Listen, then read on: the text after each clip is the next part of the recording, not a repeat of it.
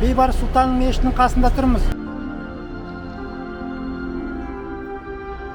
Сұлтан Бейбарыс мешітінің іші.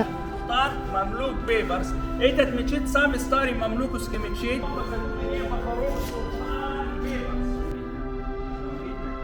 Ну, если, однако, смотрите, какая красота.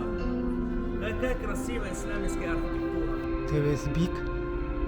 Ағашпен әрлеген екен мінекей.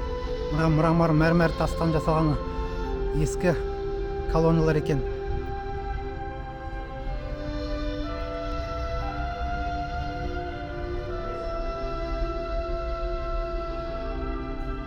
وسلام على المرسلين والحمد لله رب العالمين. الفاتحة.